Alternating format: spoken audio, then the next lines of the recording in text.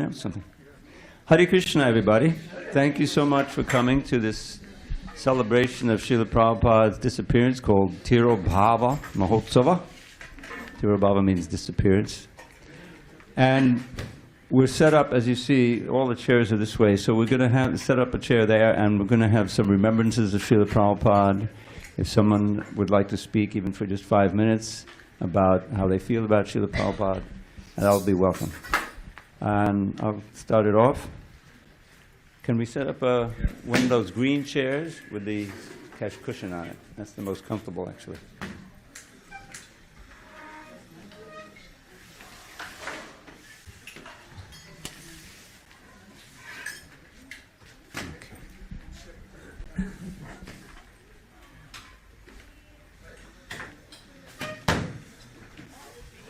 That's a good spot right there.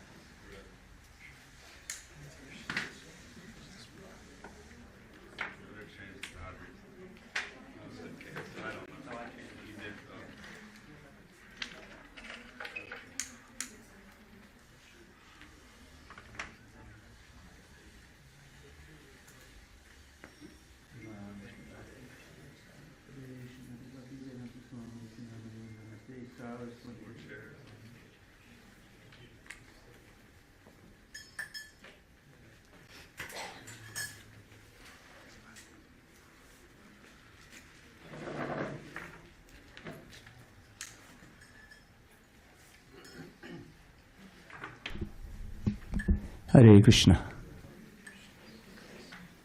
So,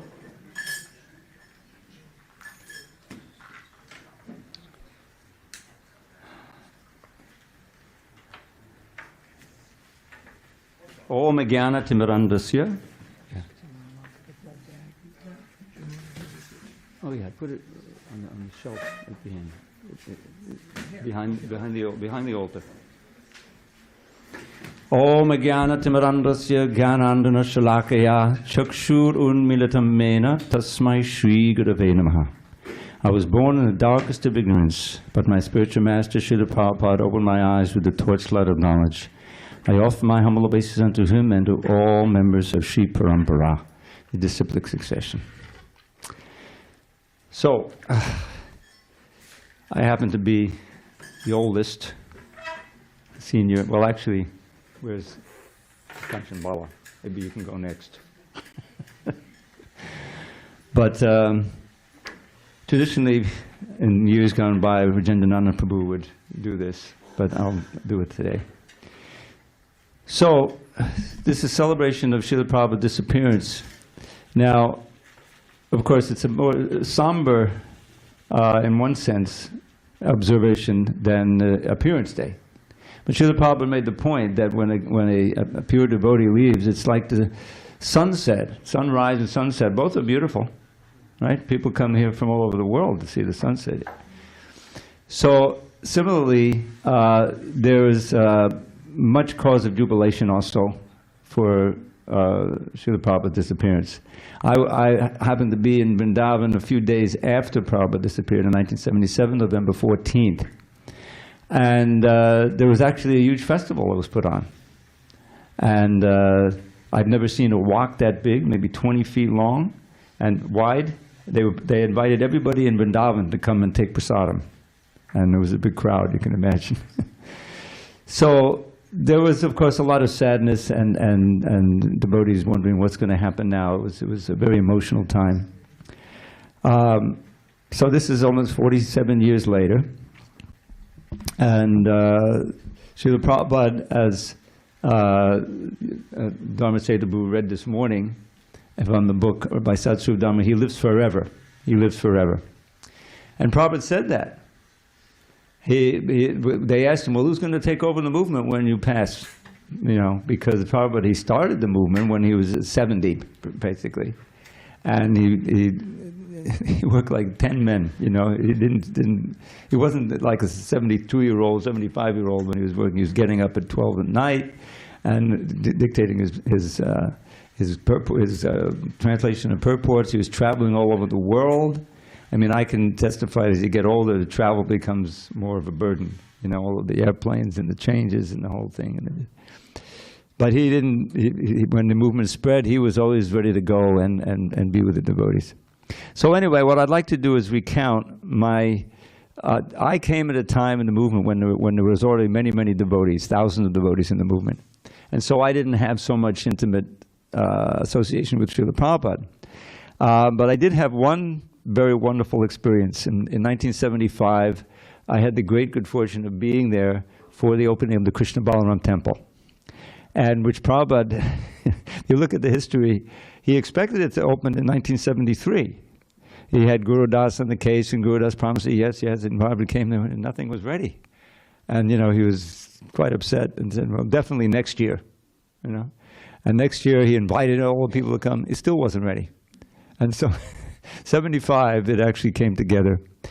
And it was in April, I believe, that it actually opened. I got to go there. So what happened was that there were many devotees from all over the world who came at that time. And many of them were hoping to get Brahman initiation that year. And so they said, well, Prabhupada is here, so why don't we arrange that whoever's eligible can get, you know, directly from Prabhupada in Vrindavan. So I happened to be one of them. So this is my account of that, and my wonderful experience with Prabhupada at that time. And also I have a poem that I wrote many years ago called the Prabhupada Kripashtaka, which I'll read. So Dear Srila Prabhupada, now it's entitled, Now It Is Finished. This is, Prabhupada said to me that it's part of the whole pastime here. Dear Srila Prabhupada, please accept my prostrate obeisances at your lotus feet. All glories to you. On this glorious anniversary of your disappearance day, a day full of bitter memories, but also very sweet ones, I'd like to recount the one time I met you personally and draw some lessons from it. The time was April 1975 during the festivities surrounding the opening of the Sri Sri Krishna Balaram temple in Vrindavan. Somehow, I had the great good fortune of being sent to celebrate this long-awaited event along with other members of your BBT squad in Brooklyn. To be honest, I don't remember much of the festivities. I think I had dysentery for most of the time and was stuck away at Fogel Ashram. Anyone who visits Vrindavan will know about Fogel Ashram. That was before they had the whole temple built where the devotees had their own, you know. So that was a place I spent a lot of time in Fogel Ashram. But what I remember vividly was getting the Gayatri mantra personally from you as part of my Brahman initiation. About 25 of us were lined up waiting to enter your quarters and receive the mantra from your transcendental lips. I was the last in line. I saw other devotees with flowers and other offerings in their hands, and I felt I had to offer something too. I saw a nearby tree full of purple blossoms and picked one to give to you. After what seemed like hours, my turn finally came. My heart raced as I entered your sitting room and offered my Dandavat pranams. As I slowly arose in the darkened room, I saw you sitting cross-legged on a small cushioned seat. It was only the two of us in the room. My first impression of you as I gazed at your effulgent form was that you were situated on a plane far above the mundane. You motioned me to come over and sit at your feet. And after I offered you the flower, you indicated I should unfurl the Brahman thread in my hand. I don't know if you know, maybe the ladies don't. Yeah, there's a Brahman thread, but it comes packed and it's all like twisted together, and you have to carefully take it apart, and then he puts it on the shoulder. So I call it unfurling it.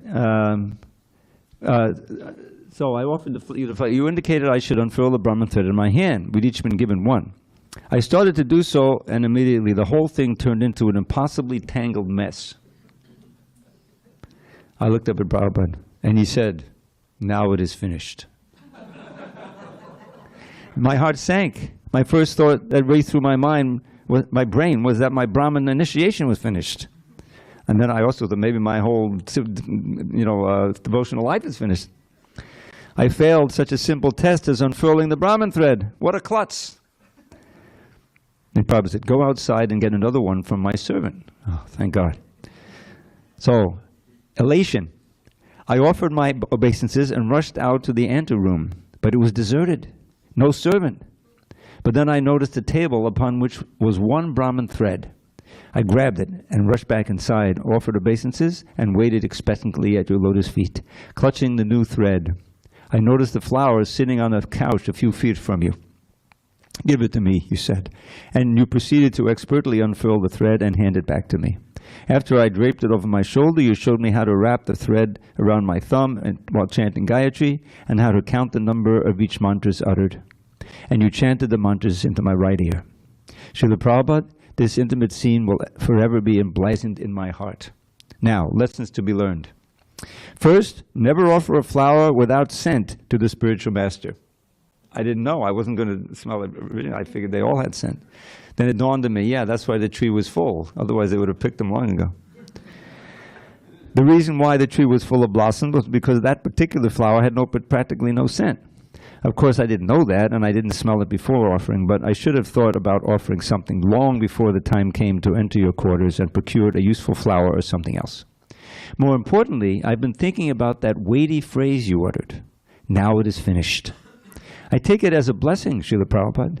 Now may your material life be finished. Now may all your anarthas and aparadhas be finished. That's unwanted desires and offenses be finished. And may you surrender fully to Lord Krishna. Srila Prabhupada, please let me fulfill the deepest meaning of your perfect instruction and blessing. Now it is finished. Praying for your continued mercy, I remain your eternal servant, Dravida Das. So that's my... So now I'd like to just share this Kripashtaka. I can't honestly say I wrote it especially for this occasion, but I did write it for Prabhupada Disappearance Day in 1997 when I was in Vrindavan, because I used to be able to go there during Kartik and was always there for Prabhupada Disappearance Day.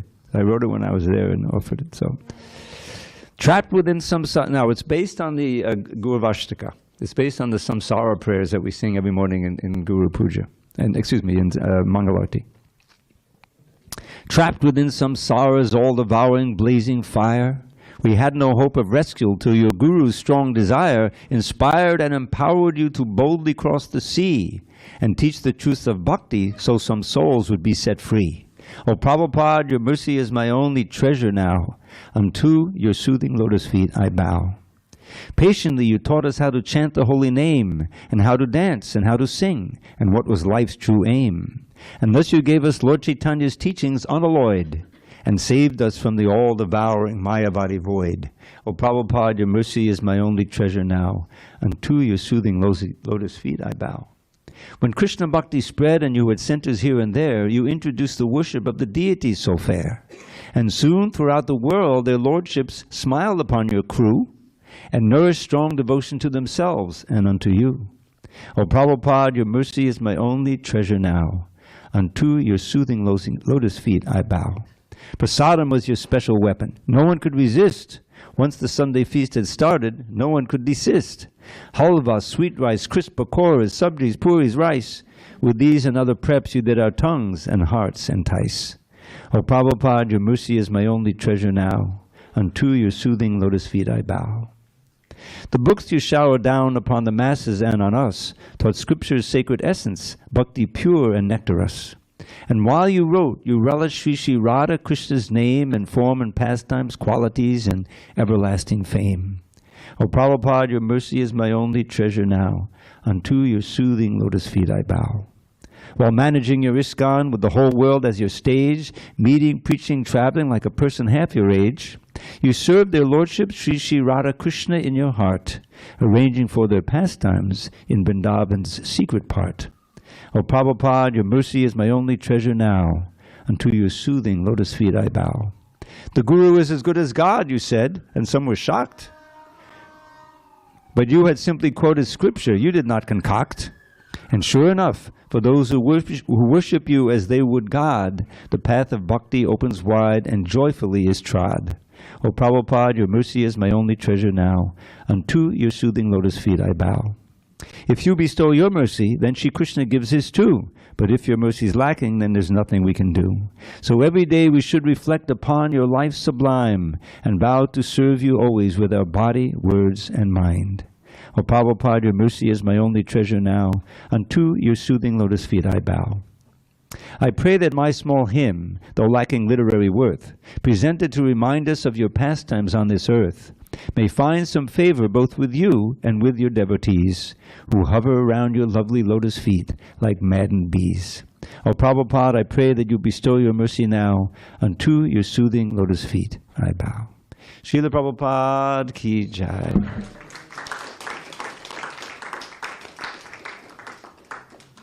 Raj? Not yet? No, I can. Please, if you're ready.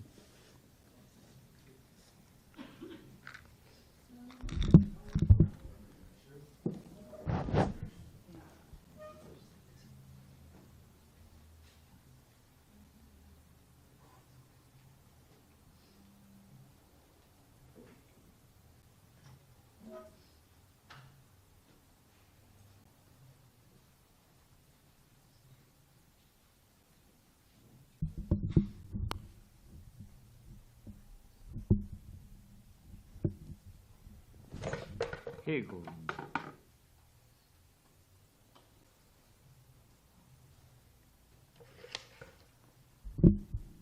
This is a book that is by Gauranga, and I just got a copy of it, so I started reading it today. So I thought I would read an excerpt from it. And the reason I'm reading this excerpt, I mean, we're sitting in this beautiful temple. There's so many nice devotees. You guys just came back from the Tucson Rath Yatra, Chad, and, you know, all over the world, big festivals, temples. But here's a little something that Prabhupada went through so that we've got all of this. We are the recipients of Prabhupada's surrender. So I just thought it would be appropriate to read a little excerpt. This is Prabhupada reminiscing. This is, you know, Prabhupada used to ride the bus from Dr. Mishra's house and the YMCA where he was staying, with no shower facilities, no kitchen. He'd have to walk 3 blocks through the snow to Dr. Mishra's house. And he used to argue with Dr. Mishra, who was a flaming impersonalist. So you can imagine this scene. And Prabhupada used to take the bus and go to the New York Public Library and see if people were, he was getting some solace that he'd put 2 sets of Bhagavatam, his 3-volume Bhagavatam sets. He'd put that in the New York Library, Public Library, and people were checking them out. So he would come, ride the bus all the way there, and all right, people are reading it. He used to also take the bus sometimes to the Scindia shipping lines to see when the next boat back to India was, you know. Finally, that Mr. Forrester, who was the clerk, the reservations clerk, he said to Prabhupada, you come and you check when the next boat is going, but you never book a passage. Prabhupada said, I know, but it gives me some happiness knowing I could go. Because it was not easy, that's my point. And, you know, anyway, I don't want to go too far afield. But other of Prabhupada's godbrothers say, oh, we could have done it, we could have gone, but we couldn't mix with those low-class people. You know, Bhaktivedanta Swami was a businessman, he was a householder, so he could mix with those people. But we are Saraswati Brahmins, we could not mix with them. Actually, it was Prabhupada's overwhelming compassion to give these people Krishna consciousness, to fulfill the order of his Guru Maharaj and Sri Chaitanya Mahaprabhu. So here's a little section. This is, so Prabhupada is reminiscing. It's 1976, 10 years after Prabhupada came to America. The devotees have purchased that skyscraper building. I forget what they had a nickname for it, whatever it was called. But I mean, and they've just performed the Ratha Yatra. Prabhupada has sailed down with 3 carts built by Jayananda. Prabhupada said down, and certainly it was true in 1976. Prabhupada said the most important street and the most important city and the most important country in the world.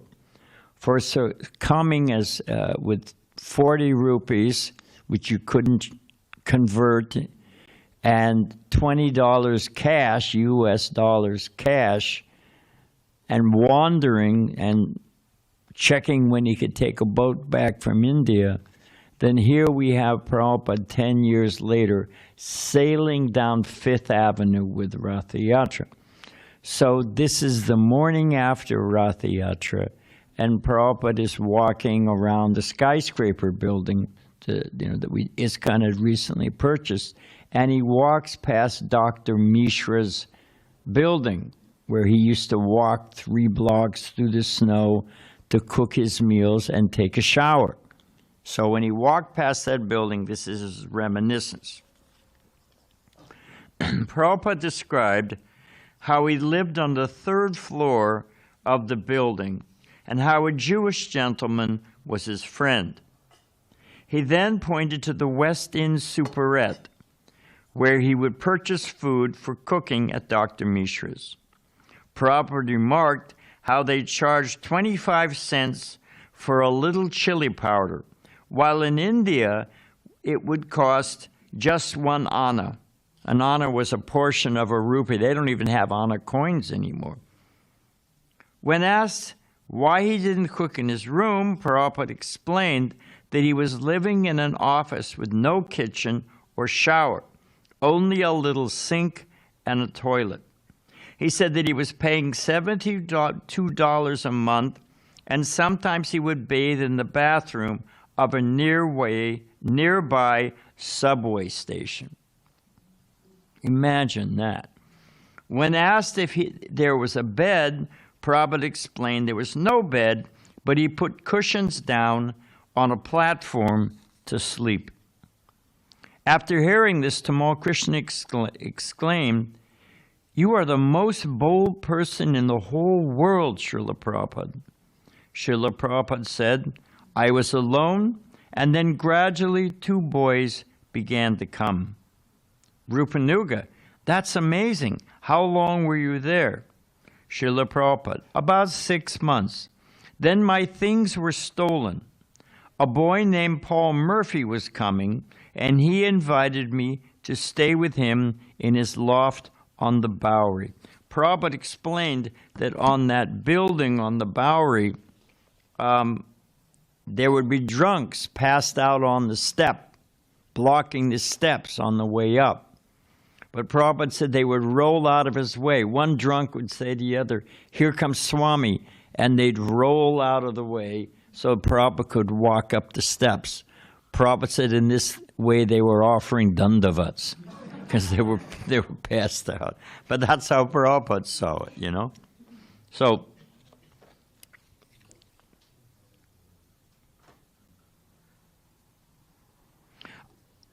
so Tamal, so everything had been stolen. You must have felt very bad when your things were stolen. Srila Prabhupada, "Yes, I felt a little disappointed. But some friends offered me, 'Never mind, you take my typewriter.' And somebody else said, 'You take my tape recorder.' So there was no difficulty. I got these things from some friends." Are you sorry?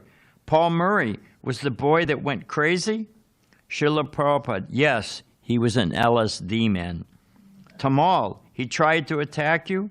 Prabhupada, not attacked, but he showed some ferocious mood. So I left immediately and kept my things with Mukunda. He began to wave around a knife, this LSD, a big, big knife. So Prabhupada had to get out. Tamal, wow, your godbrothers could never believe this. I think, Srila Prabhupada, that your exploits here are no less great than Lord Chaitanya going into the Jharkhand forest and making the animals dance. You are a modern-day representative of Chaitanya Mahaprabhu. Prabhupada laughed and said yes. So just like Chaitanya Mahaprabhu made the animals dance in the forest, Prabhupada came to the modern forest of New York City and made the Western devotees dance. So, Hare Krishna, all glories to Prabhupada.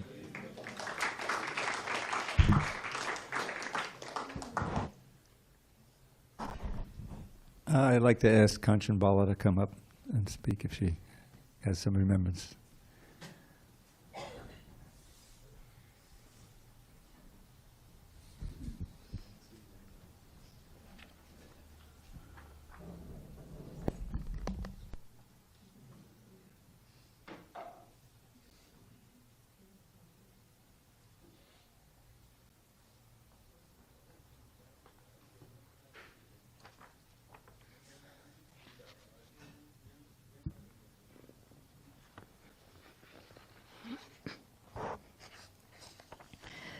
Dear Srila Prabhupada, please accept my most humble obeisances in the dust of your transcendental lotus feet.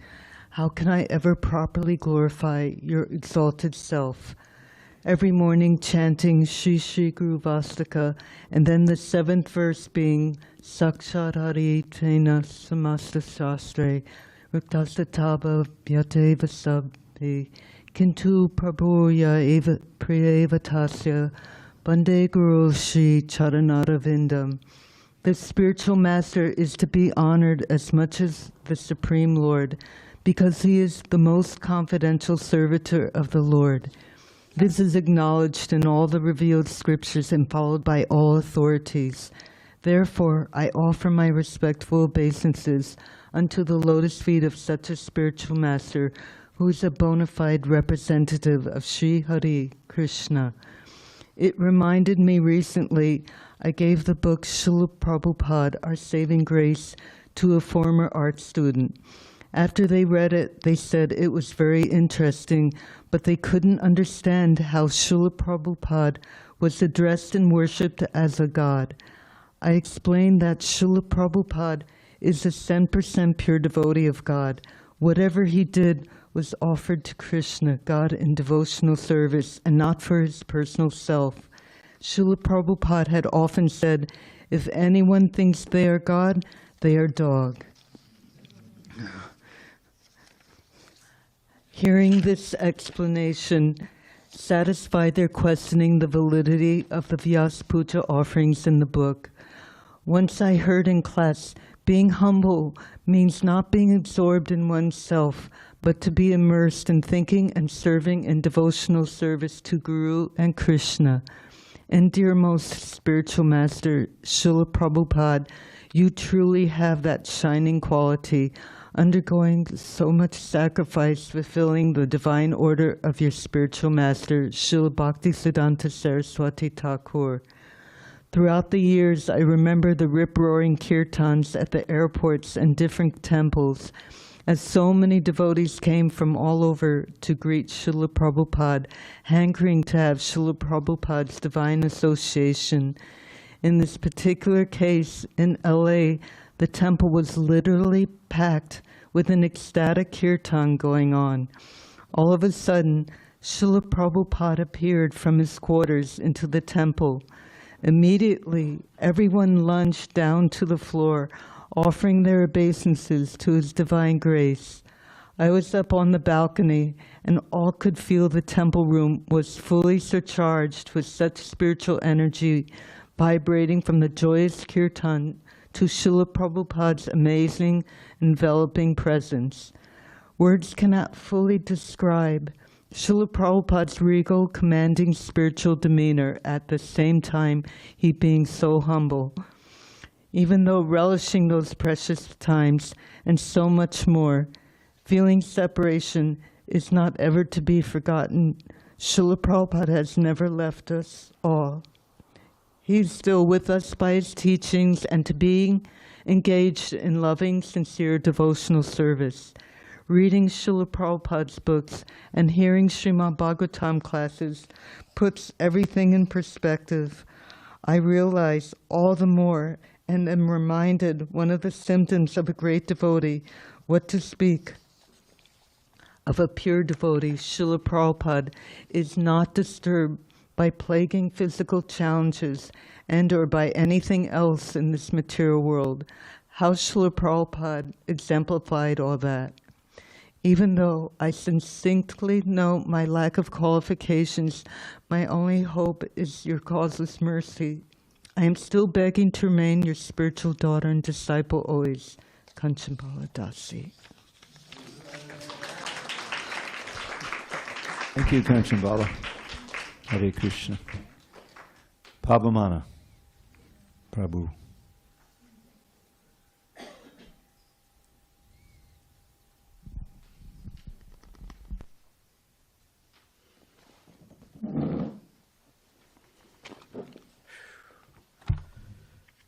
Hare Krishna. Why, that's a hard act to follow. Hare Krishna.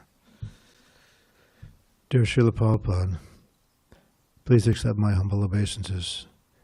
Namo Om Vishnu Padaya Krishna Pistaya Bhutale Srimati Bhakti Vedanta Swaminiti Namane Namaste Saraswati Deve Gauravani Pracharne Nirvisesha Sundivade Paschatya Satarni. All glories to your divine grace. It's a very sobering day on this anniversary of your disappearance. But as you often pointed out, appearance and disappearance are the same thing. There is no difference, as the soul cannot die. The body changes, but not the living being inside, which makes it appear alive. Your life from beginning to end was not ordinary. Perhaps from an ordinary point of view, you had a family, education, business, finances, which every common man is involved in. Yet you had something more than what ordinary men have, and that is Krishna consciousness. You never forgot Krishna your whole life. The mission of your life was given when you met your divine master, Srila Bhaktisiddhanta Goswami Maharaj. But this was a divine arrangement, all part of Krishna's plan to inaugurate the beginning of the Hare Krishna movement in the West. One could say that you were just in the right place at the right time, that things just fell into place. But if one examines the circumstances, it was in fact your strong will and desire to preach in abeyance of the instruction of your Guru Maharaj. There was no personal motivation in it at all. You carried out the will of Lord Chaitanya perfectly. And by your will and by the mercy of Lord Chaitanya, you were successful beyond imagination. Who could understand how Westerners, having no experience with Krishna consciousness, could give up the 4 pillars of sinful life and dedicate their lives to your service? It is a miracle how everything has unfolded. The real test now is how much we can continue to spread Krishna consciousness. At this point, I just wrote this before I left, and I thought I'd kind of add for a little bit. That the test is that since Srila Prabhupada has disappeared from our mundane vision through our gross senses, the test is, do we continue to have faith in Srila Prabhupada that he's actually not gone, that he's as much here, right here, today, now, than he ever was? We have the books that Srila Prabhupada published. We have so many lectures and room conversations. Everything that Srila Prabhupada spoke, practically speaking, if it was recorded. So, Srila Prabhupada, when I first saw Srila Prabhupada, my first impression was that he was giving a lecture in Vrindavan.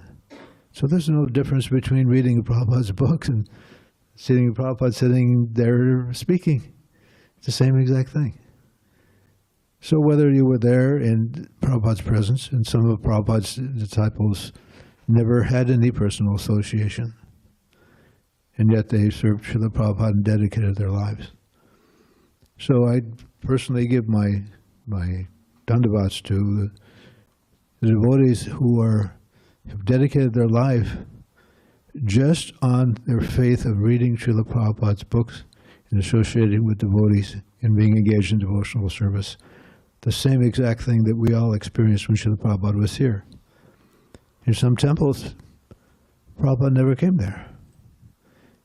And many other temples, like in Los Angeles, I was there many times to see Srila Prabhupada. So, of course, very intoxicating, very wonderful to be with Srila Prabhupada. But Srila Prabhupada had more mercy for those who took risks, those who put themselves in the public to demonstrate Krishna consciousness. No one should be discouraged. No one should be unhappy that, oh, I never met Srila Prabhupada or whatever. A real devotee understands that the most important thing about a spiritual master is his words. Prabhupada sometimes said that this personal association is for fools. Not exactly like that. We have to understand. There were some devotees, if anyone knows Hari Das, I think he recently passed. Is that right? Hari Das, yeah.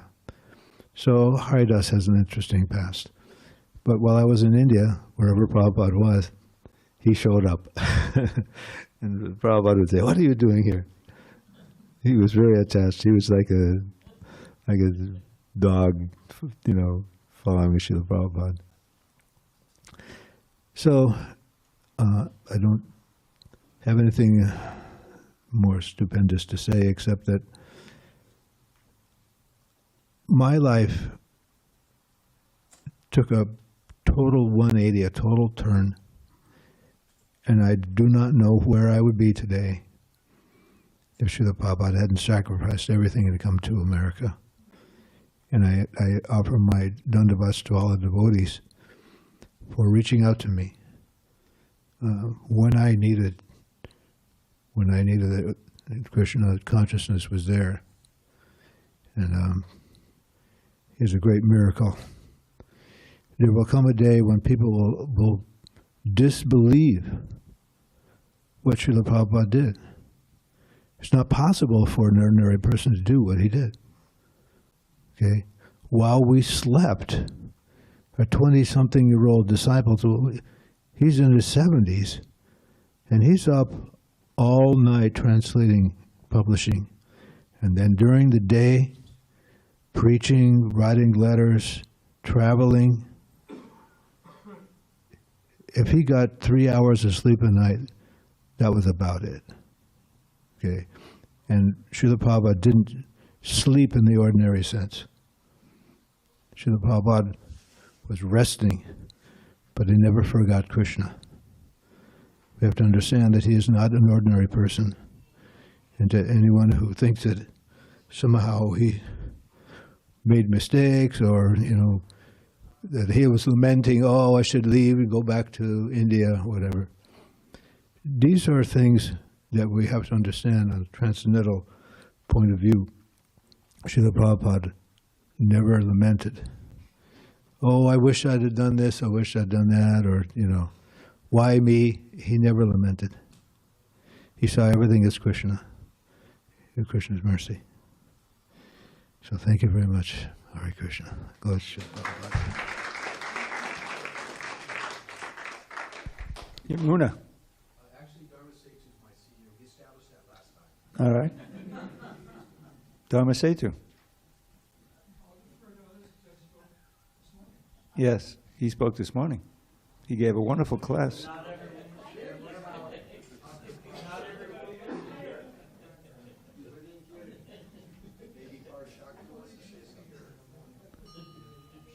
It's up to you. Is Parashakti here? In the kitchen. She's in the kitchen.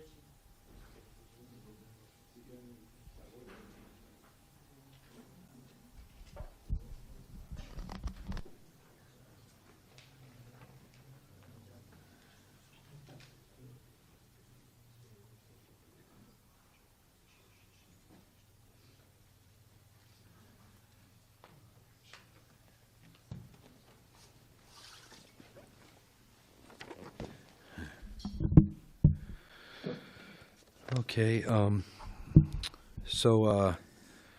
First I'll start. I'll say, dear Srila Prabhupada, please accept my obeisances, my humble obeisances. Nama Om Vishnu Padaya Krishna Prishtaya Bhutale Srimati Bhaktivedanta Swaminiti Namane Namaste Saraswati Devi Gauravani Pacharane Nirvashesha Shunyavadi Pashtatya Deshatarane. So I've just made a few notes here that I'll reference, but I was remembering specifically, I remember when we were told that Srila Prabhupada was very ill in Vrindavan, which was prior to his leaving this world. At that time, I was part of the Dallas Temple as a library party under Satsrup Maharaj had partially disbanded, and a group of us under Satsrup Maharaj's direction had been assigned to serve at the Dallas Temple. And when the temple was informed of Srila Prabhupada's condition, a 24-hour kirtan was arranged at the temple to be done. And this is like all around the world on Srila Prabhupada's behalf. Along with all of us, we would say a prayer to Krishna, because we really, for Srila Prabhupada, which was as follows: my dear Lord Krishna, if you so desire, please cure Srila Prabhupada. And it was given to all the devotees as a prayer for Srila Prabhupada. I remember being a part of the 24-hour kirtan by partaking in shifts with the other devotees. And daily we would get updates from the devotees on Srila Prabhupada's condition, and we would continue to ardently pray and participate in kirtan for Srila Prabhupada. When the time came and we learned of Srila Prabhupada's departure, it impacted myself and all the devotees very much. I personally had lost my father when I was 11 years old, and I was not able to process that so well. But I remember I had 4 older brothers, and of course my mother, and they were very supportive and kind of helped us all get through it. When Srila Prabhupada left, and with me being a young devotee, I had joined, I was 16 turning 17, and so I was still pretty young at this time. I believe I was 19. I felt adrift in sadness, and it was the good association of the devotees that helped me to get through that time. Messages from Vrindavan were conveyed regularly, along with the devotees gathering together to talk about Srila Prabhupada, to help each other in focusing on what Srila Prabhupada would want us to do after his departure. And I was, reflecting on, one thing that was really had impacted me throughout my devotional career is that, how to remember and stay connected with Srila Prabhupada by trying to render service to his mission and his devotees. I was thinking back when I became a devotee and how Srila Prabhupada had inspired so many, and this is just one example, but it definitely impacted my life, was because of Srila Prabhupada, both Nalini Kanta and Vatsala Prabhus, along with their wives, were inspired to open a preaching center in Phoenix, Arizona. And, at that time, this is back in the 70s, it was definitely a remote place, and it was definitely a place that needed Krishna's mercy, too. So, and this provided an opportunity for me to get the association devotees and to join Srila Prabhupada's movement. So I was thinking back, how in May of 1975, I was 16 years old, I was going to high school, and what happened is that I was at home and I was reading some books, and I was trying to get into yoga and mysticism and like that, and a friend of mine, his name was Todd, really good friend, he would come across, different yoga magazines, or somehow or other he'd come across it. And one time he gave me a magazine on Guru Maharaji. And I remember in the cafeteria looking at this, and I saw this guy with a turban on his head sitting on a big kind of a sofa seat. And somewhere in my mind said, this isn't so attractive, But a few weeks later, he said, hey, I met somebody at the grocery store at the Fry's Food parking lot. He said, he's handing out these magazines. We want to check them out? And I said, sure. And he came to my house, and I looked at it was Back to Godhead magazines. I said, wow, this is really neat. Do you think he's still there?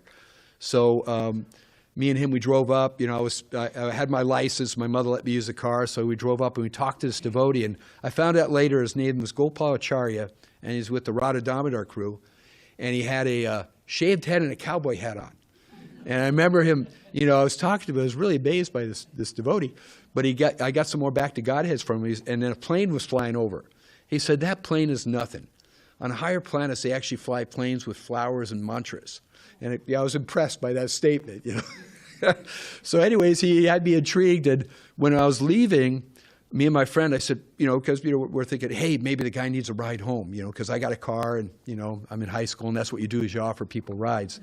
So we went up and said, hey, do you need a ride home? You're here by yourself. He said, first he said, no. And they said, oh, actually, I do need a ride home. And that was my key to, you know, I gave him a ride to the temple. I found out it was a couple miles away, and I was able to start getting the association devotees there. But it's all because of Srila Prabhupada. And Srila Prabhupada inspired devotees to go out and preach. And, you know, Nalini Kanta and his wife and Vatsala Prabhu and his wife, they opened a preaching center in Phoenix. And it was it was a ranch house. They had you ended up getting a couple cows in the back. There were peacocks, and, you know, Tulsi was growing, you know, flourishing. They didn't have installed deities, but they had a beautiful Panchatattva picture in the temple room. So we would have kirtans there. But I was thinking back how, you know, I was so welcomed when I went there. I remember walking in, and, you know, all these, you know, individuals with shaved heads and the smell of incense. And, you know, at that point I was not eating sugar, but they offered me some hot milk with puris and halava. And once I had that, I said, wow, this stuff's great. You know, I'm off the sugar fast. And I remember it was just thinking back once again, it's because of Srila Prabhupada's mercy. And one thing that I distinctly remember, Vatsal invited me in the evenings, you know, after school was over and everything. I would go there, and he said, we have Krishna book reading, and then we also serve out the hot milk and the puris and the halva. And these are puris cooked in ghee and really good prasadam. But I remember sitting there one evening, probably third, fourth night I went there, and he was reading from Srila Prabhupada's Krishna book, which is really nice, you know, it's really special. But at one point, Srila Prabhupada was talking about, you know, just how, you know, the poor animals, people eat the poor animals, you know, kill them in order to subsist. And I was a young boy raised in Phoenix, Arizona. I didn't even know a vegetarian or what a vegetarian was. But I remember hearing that, and I was sitting there, and I was thinking, I was reflecting on what I had for dinner that night. And I remember Prabhupada's words hit me so hard, I was feeling a little embarrassed. It's almost like, I wonder if the devotees can see what I had for dinner that night, you know? And I swore at that point I would never eat meat again. And I went home, my mother, you know, she was concerned, you know, what's going on with me. I told her, Mom, I'm not eating meat anymore. And she goes, well, what are you going to eat? She was really concerned. But she ended up buying a bunch of cheese for me, like all these different types of cheese. She was trying to watch out for me. And then I remember another night, once again, because these devotees, you know, Nalini Kanta Vasa opened this. I remember one of the nights I went there, it was probably within the first week or so, when Mataji says, oh, you want to do Tulsi Puja? I said, okay, I'll try it out. So she set me up with an arti tray and everything, told me the process, and, you know, someone else was singing the prayers, and I got to offer Tulsi Artik, you know, and I wasn't even that, you know, living in the temple yet. But I was just reflecting just how by Srila Prabhupada's influence, you know, between, like earlier, the reflections on how Srila Prabhupada came to the West and how he sacrificed so much to come here and to give us this Krishna consciousness and you know, what the impact was and how it's still going on. And I was also reflecting that, you know, I was a new devotee. I joined later than Dravida Prabhu and Dharma Setu, and probably, you know, one of the youngest devotees here. I'm like the kid brother. And the same with my family. I was like brother number 5. I was one of the kid brothers. But I've been nourished so much by Srila Prabhupada's movement, Srila Prabhupada's books, Srila Prabhupada's lectures, and especially Srila Prabhupada's mission. And what I found in my life, that over the years, one thing that's always been inspirational to me is that there's always a way to plug in to help with Srila Prabhupada's mission. You just got to think about it, you know, consult with the devotees, and find something you can do to help contribute to what Srila Prabhupada is doing for us and what he's doing for the world. So, and then I just wanted to share a couple. You know, I never had direct association with Srila Prabhupada, but I did have a couple incidents that were, you know, still stay in my mind. I remember we got to first time, you know, we got to follow Srila Prabhupada from L.A. 1975 to Rath Yatra in Berkeley. And while we were there, I remember, you know, I got to get Jayananda's association. I remember meeting Tamal Krishna and Vishnu John and the Radha Damodar party, and we were staying in a huge parking garage, and there was probably 200 brahmacharis in there. I remember standing in line to take a shower, and you only had so many seconds, so you got to get in and out and get that shower.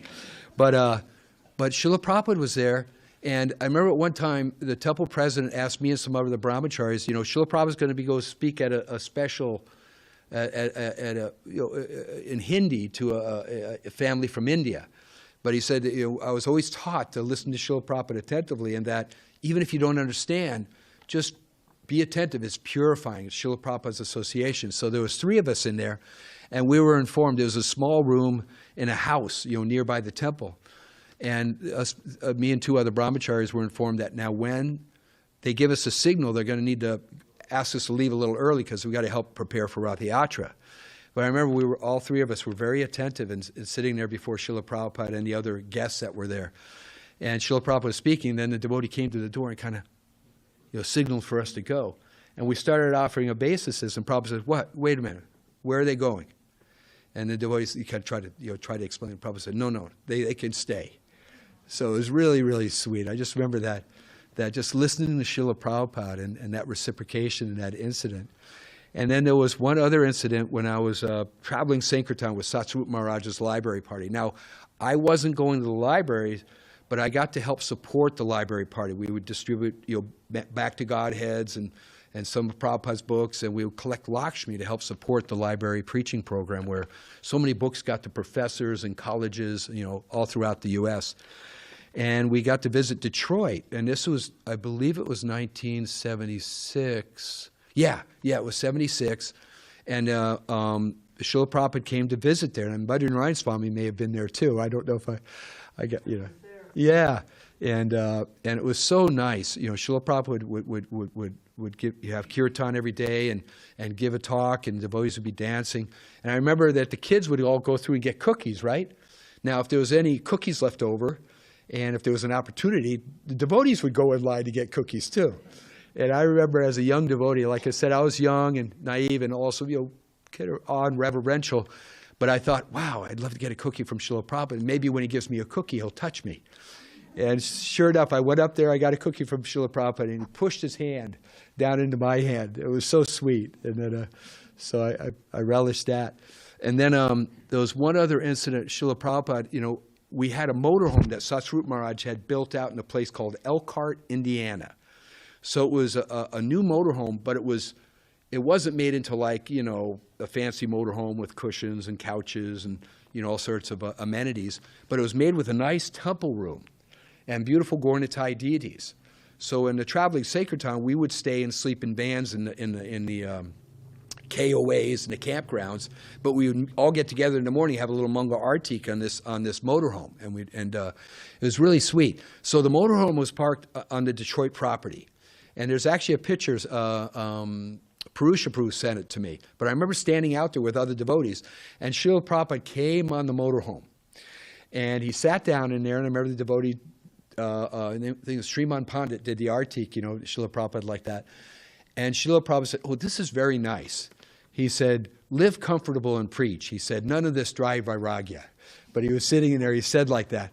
And I reflect on this to this day, that Srila Prabhupada, whatever our situation is, we're a householder, we're living in the temple, we're part of the community.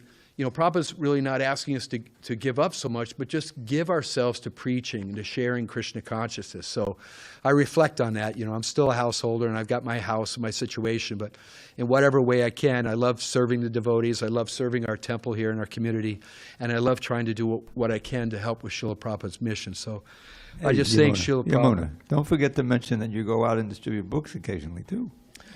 Yeah, I try to do that, a little bit, and I tell you, it's so sweet. If you ever get a chance, people are so receptive, and you get to connect with them one-on-one individually and share Srila Prabhupada's books with them. And I tell you, I because I retired, I got to start doing this, few times a week about a year ago. And even to this day, I remember exchanges from last October or December, because you meet people and they really want this knowledge. And if you just try to be sincere and share it with them, they can take Srila Prabhupada's books. And And, and I know Govardhan, Dvijamani, the exchanges they have with people when they're out there, and other individuals here, Bhakta Chad, and everybody here who preaches that, it's so important not only just to get them the book, but to have the exchange such that they remember, how they received it, that you try to share it with genuine care and affection. And it's a very sweet, engagement if you ever get a chance, or you can do it whenever you can, But just reflecting once again, just thank you, Srila Prabhupada, so much for giving us, for allowing us to be, to giving us Krishna consciousness and allowing us to be here in your devotional family, here in your ISKCON, being a part of everything that we're doing. And I pray that, this life and lifetimes to come, that I can keep serving you, Srila Prabhupada, and all your devotees, and the wonderful family that we have here in New Govardhan. So thank you very much. Hare Krishna.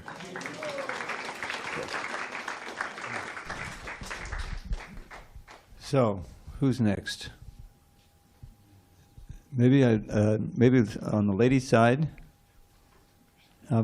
Ladli, you're a senior. No? Okay. Oh, I know what I want to do, if you'll allow me. The Vyasa Puja, I hadn't had any sleep. I got up, and I forgot. And Gaurkeshava asked me that Vrinda wanted to sing was a special song to Prabhupada. He asked me to arrange the time for you. Can you do it now? Okay. Is Mukunda part of it too? Okay. Can you help them set up and do anything?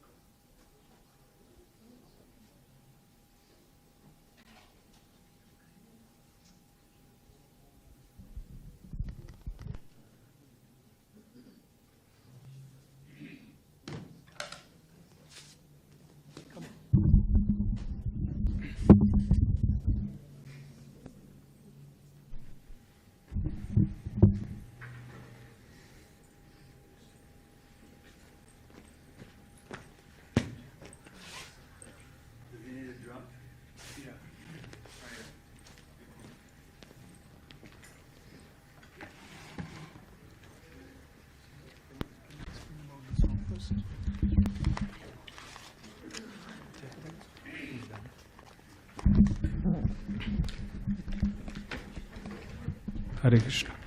So this is a song written by His Holiness Jai Pataka Swami Maharaj, Yadi Prabhupada na hoite. This is a Bengali bhajan glorifying Srila Prabhupada, that what would have happened if Srila Prabhupada was not there.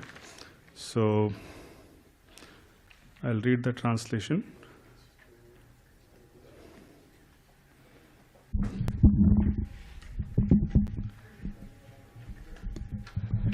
If Srila Prabhupada had not come, what would have happened? How could we have passed our lives? Who else would have distributed the unlimited mercy of Lord Nityananda and Lord Gauranga all over the world? Which other compassionate person would have endeavored to deliver the miscreants, sinful, impersonalistic and voidistic people in the West? Who else would have come to distribute Harinam to them? Who else would have come forward to transform them into civilized beings? Who else would have taught them how to worship the deity form of Lord Hari day and night with Aarti Kirtan, and how to conduct the Rath Yatra and other grand festivals? Bhagavad Gita, Srimad Bhagavatam and Chaitanya Charitamrita contain the essence of the nectarian mellows of love of Godhead. Who else would have explained these scriptures so clearly and beautifully? Who else would have tolerated all difficulties and distributed Harinam with a pleasant heart? Who would have given us the dham such as Mayapur, Vrindavan and Jagannath Puri? Shri Shri Gauratai ki jai, Shri Shri Radha Girdhari ki jai, Shri Jagannath Baldev Subhadra Maharani ki jai. And the last 8 verses are there. Last one is Shri Shri Nitai Gaur are desire trees of love of Godhead, desiring a drop of their mercy. Jai Pataka's heart incessantly takes shelter of your divine grace. So we will not repeat, right? We will sing. Huh?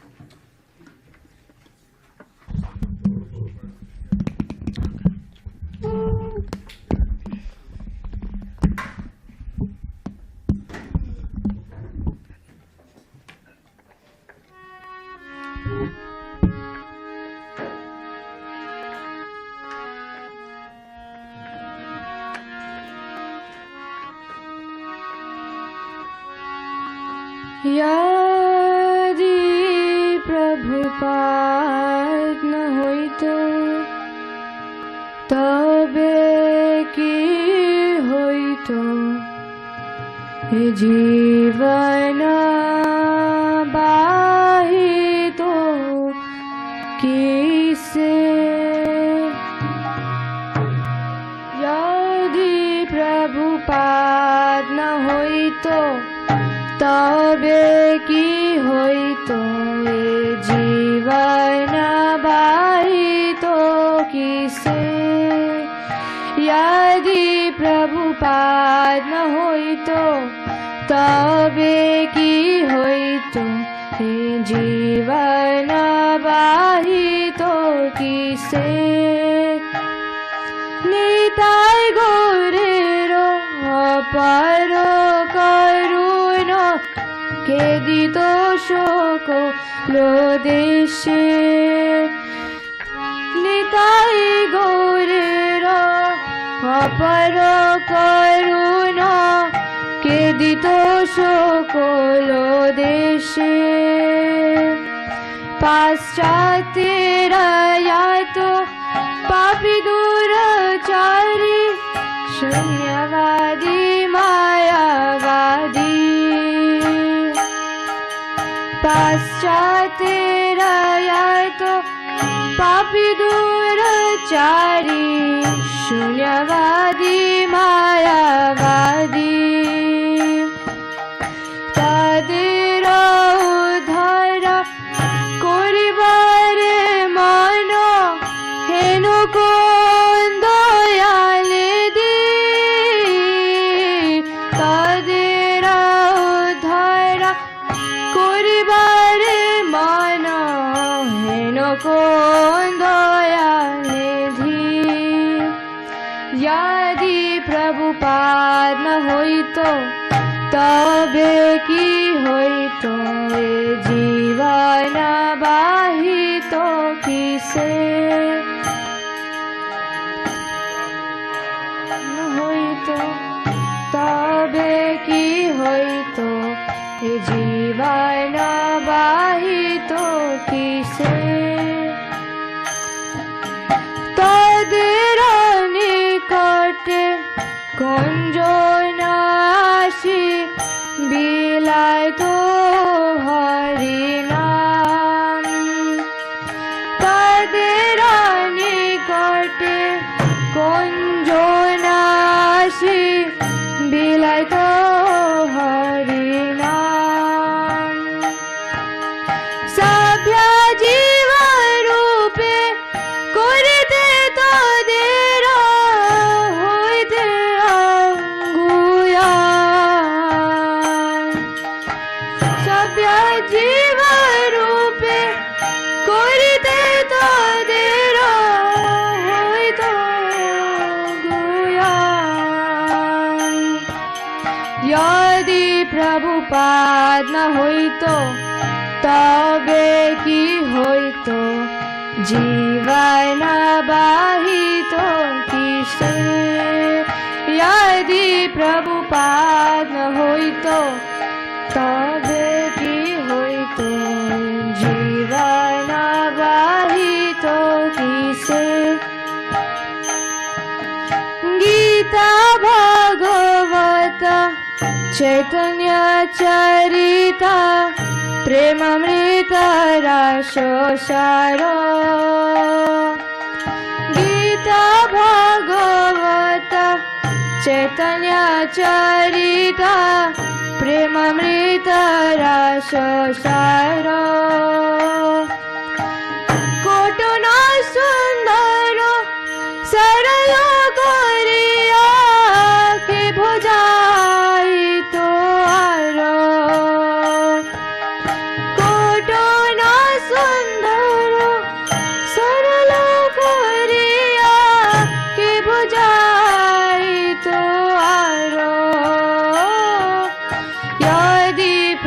Prabhupada না হইতো তবে কি হইতো এ জীবন বাহিত কিসে यदि प्रभुपाद न होइतो तबे की होइतो ए जीवन बाहितो किसे कोटो कष्ट सोही प्रीतमरे रोही के बाधितो हरि नाम कोटो कष्ट सोही प्रीतमने रही के बाधितो हरि नाम के दितो मदिर पुरी वृंदावन मायापुर मत धाम के दितो मदिर पुरी वृंदावन मायापुर मत धाम यदि प्रभुपाद न होइतो तबे की होइतो ए जीवन बाहितो किसे यदि प्रभुपाद न होइतो तबे की होइतो जीवन बाहितो किसे परम मंगल श्री चैतन्य महाप्रभुर शिक्षाधाने परम मंगल श्री चैतन्य महाप्रभुर शिक्षाधाने आचार्य प्रचार्य शोरा मारे रे के करितानि जनो आचार्य प्रचार्य शोरा मारे के बंतोनि जनो यदि प्रभुपाद न होइतो तबे की होइतो जीवन बाहितो किसे यदि प्रभुपाद न होइतो तबे की होइतो जीवन बाहितो किसे प्रेम कल्पतरु निताय गौरेरो कृपकाना लोभिवरे प्रेम कल्पतरु निताय गौरेरो कृपकाना लोभिवरे निरवधि जय पदक हृदय तुम्हारा शरण कोरे निरवधि जय पदक हृदय तुम्हारे शरण कोरे यदि प्रभुपाद न होइतो तबे की होइतो ए जीवन बाहितो किसे यदि प्रभुपाद न होइतो तबे की होइतो जीवन बाहितो किसे निताय गौरेर अपार करुणा के दित सकल देशे निताय गौरेर अपार करुणा के दित सकल देशे यदि प्रभुपाद न होइतो तबे की होइतो जीवन बाहितो किसे यदि प्रभुपाद न होइतो तबे की होइतो जीवन बाहितो किसे Jaya Prabhupada, Jaya Prabhupada, Jaya Prabhupada, Srila Prabhupada, Jaya Prabhupada, Prabhupada, Prabhupada, Srila Prabhupada, Jaya Prabhupada, Prabhupada, Prabhupada, Srila Prabhupada, Jaya Prabhupada, Prabhupada, Prabhupada, Srila Prabhupada, Srila Prabhupada ki jai. Jai Gauranga.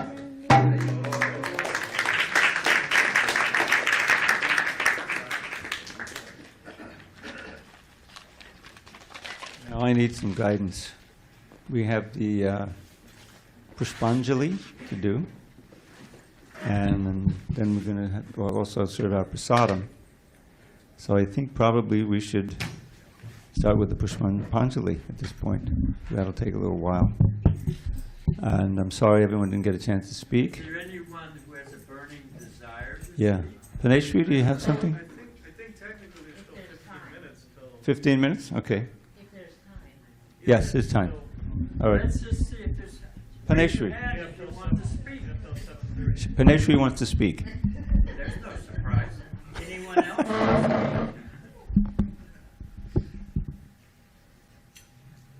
So we just have one more person, is that a fact? Okay.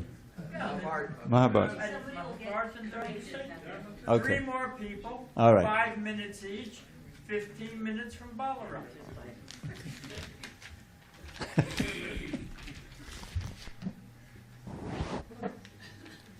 Majnanatimirandasya jnananjanasalakaya chakshuramitam yena tasmai Sri Gurave Namaha. Namo Vishnupadaya Krishnaprasthaya Bhutale Srimati Bhaktivedanta Swaminiti Namine.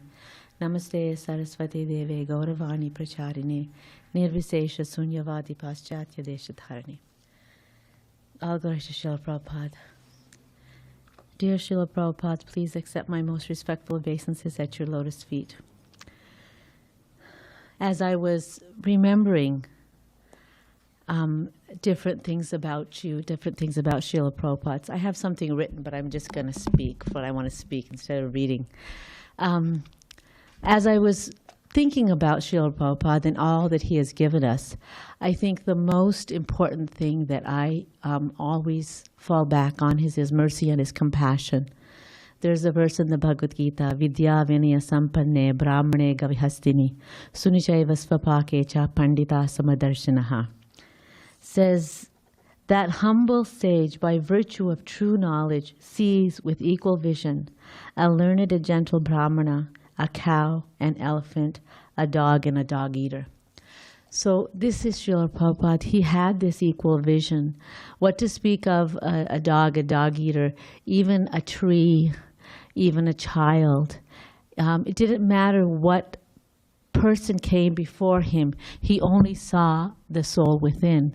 I'm reminded of 2 incidences. One is Pigpen, a.k.a. Rasada Das. Many of you may know of him. He was a disheveled, unkempt, homeless boy in Paris who surprised Srila Prabhupada by grabbing his feet. And although the devotees wanted to pull him away, Srila Prabhupada said, no, leave him, placed his hand on his head and said, it's all right, it's all right. With those few words and that simple touch, Srila Prabhupada transformed this boy's life. He couldn't speak. He was barely clean. He cleaned up. He began speaking. He began doing service by just cleaning the temple. He ended up going on book distribution, and he continued to distribute till the end of his days, until he passed away in Vrindavan. A simple service he did. Reminds me of the trees in the house where the beetles were, and they were leaving because it wasn't suitable for the devotees to stay. And he would go out into the garden and he would say goodbye to the trees that he would walk amongst. It reminded me of the homeless person who walked in through the middle of his class to put some toilet paper in the bathroom. And Srila Prabhupada said, see, his devotional life has begun. So this is the mood of Srila Prabhupada, his true compassion, his true mercy. He left a land where he was comfortable, where he was safe, where he could just chant it and gone back home simply. But he chose to cross that ocean, went through 3 heart attacks, and as we've heard, suffered so many different difficulties throughout. And he suffered difficulties all the time.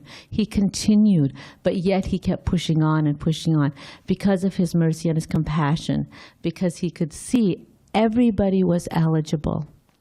I don't remember the personal association. I can just retell my own parents' association with Srila Prabhupada. So Srila Prabhupada had come to San Diego, and my father and mother had gone to have an interview with him, had darshan with him. And at that point, we had been here for close to 8-10 years, I think. And my mother was still very upset to be here. She did not like being in the U.S. It was very foreign to her. She had come from a very small village. So it was very foreign, and she wanted to go back home, and so she was very upset. She was crying. And she told Srila Prabhupada, I don't want to be here. And Srila Prabhupada gave her the instruction. He told her, my father asked, should I leave my job, and come move into the temple? There was a big discussion. And Srila Prabhupada said no. He said, no, you have to stay at your job and your responsibility. He said, first thing, he said, you should have an altar in your home, and you should all sit there and have a morning program. Now, we had an altar at home, but as usual, my mom would light the lamp, and she would say some prayers and do an offering, but nobody else was there. My dad would do his japam and stuff, but it was never a family thing. So Srila Prabhupada gave this instruction. So the next day, my brother says, I know the day my life changed. We had to start getting up early in the morning, and we had a whole morning program, and Srila Prabhupada said, all of you have to sit at Aarti, and he said, in the morning, have a program, the whole morning program, Aarti, reading Bhagavatam and Bhagavad Gita, and then going to school and coming back and doing another kirtan. We had the morning program. We didn't have a real evening program. We had a morning program. And then he told my father, you should stay at work, and your wife should cook, and you should take, like sweets or like pakora or something to your office and distribute prasadam to your friends, and then talk about Krishna. And this is what he would do. He would talk about Krishna wherever he could. So that was the extent. I think there was other conversations, which I don't remember. Some heavy ones with my father and Srila Prabhupada, because my father was very always adamant and argumentative. So Srila Prabhupada liked the discussion and the debate, so they enjoyed that. And for me, what I want to say from what I got was, of course, that foundation. But I think more than anything, it was just the extended family that I had, the temple that I could come to anytime there was any kind of disturbance in my life, and there were many, let me tell you that. But I could always come back to Sri Sri Radha Giridhari and find comfort in their presence, the association of devotees, and all the memories I had growing up in the temple. So all glory to Srila Prabhupada. Thank you for that mercy, and thank you for the extended family. Hare Krishna. Dharma Setu. One of you has to move. Okay.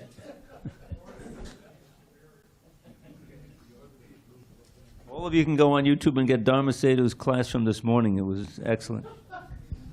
He wants to say something. You'll say something? Yeah, just if they stay within 5 minutes, we're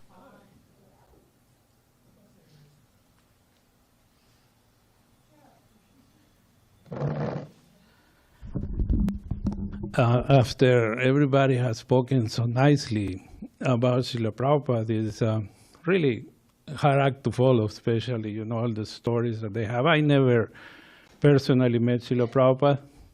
The time that I heard about Krishna consciousness when I was living in Central America, Prabhupada was still in the planet.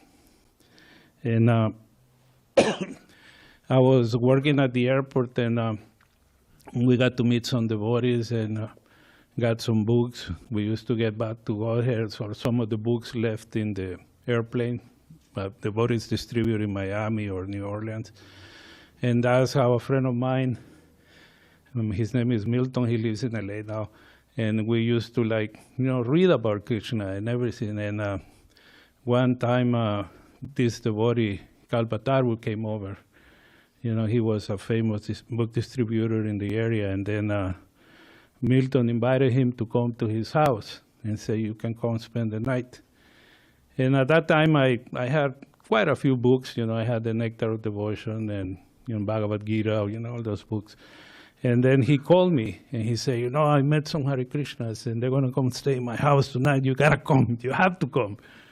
So I was like, okay, yeah, I definitely had to come. And then I didn't know what to do. I just remember reading in the Nectar of Devotion that you should offer your respects to the devotees, right? And so when I met them, I said, I offer my respects to you.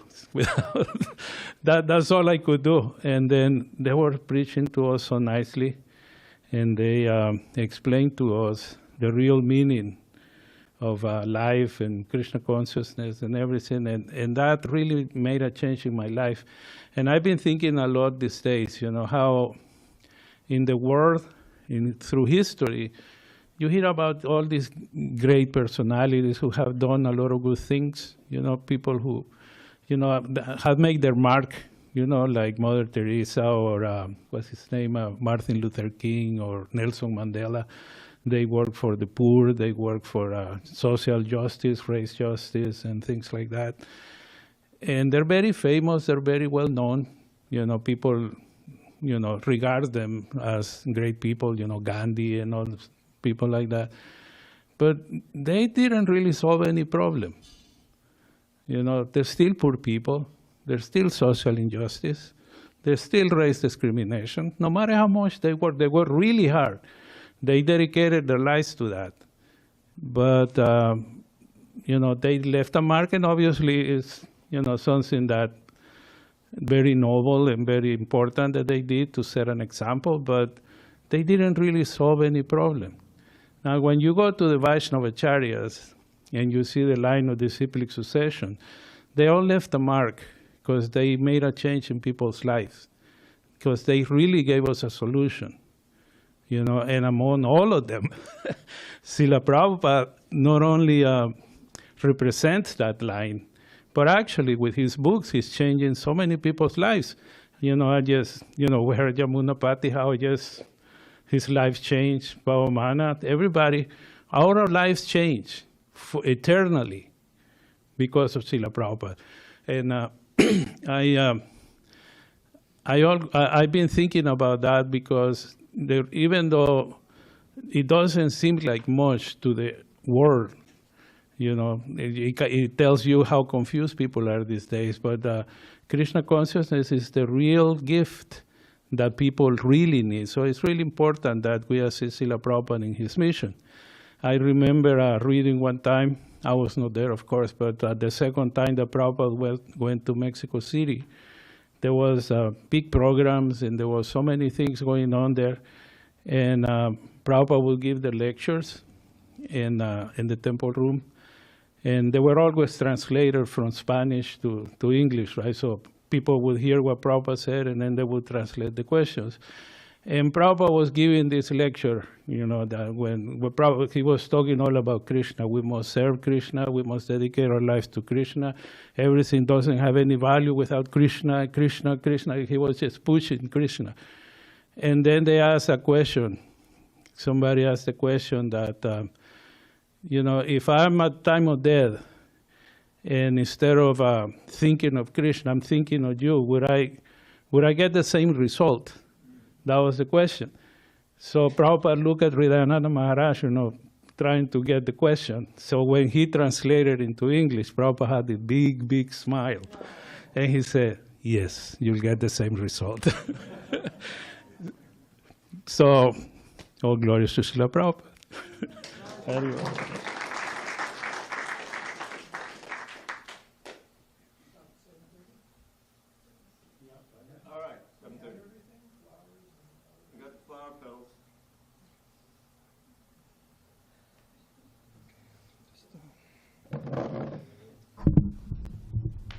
Krishna Vadaya Krishna Vastaya Buddhale Shrimati Bhaktivedanta Swaminiti Namane Namaste Saraswati Devi Gauravani Pacharane Nirvishesha Sunyavadi Paskatya Desha Dhanane.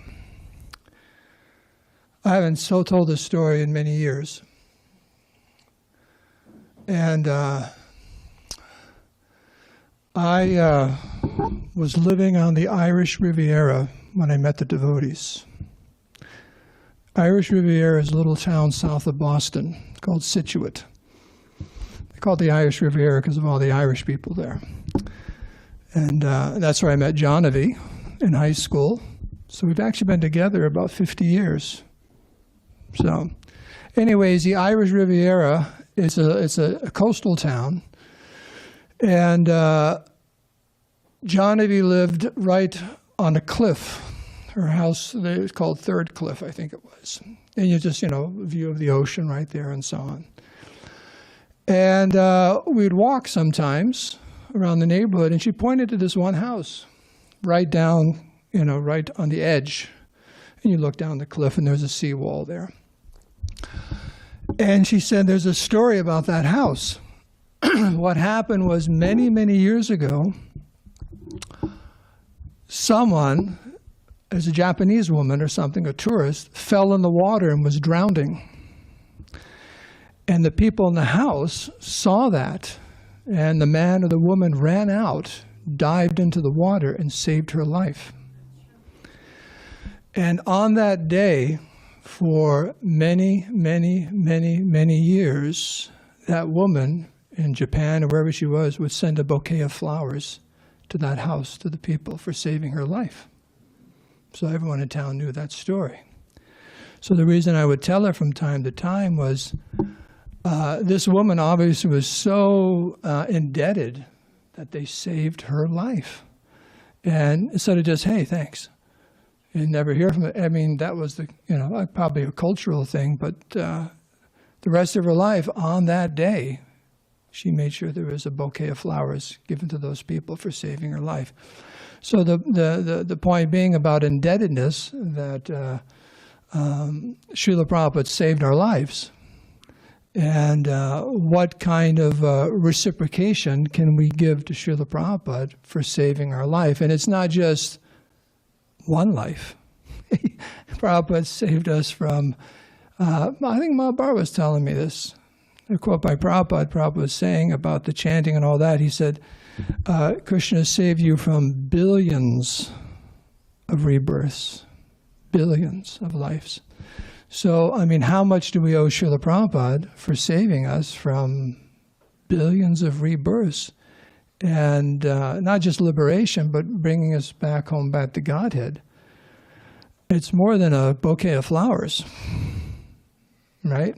So that's why the devotees feel indebted and able and so happy just to give their life, because what else do we have? What else do we have? That's all we have. So the more we feel that indebtedness, it's seamless and obvious that we should just give our life to Srila Prabhupada because he saved us like that. So because of the time, I will end here. Srila Prabhupada ki jai.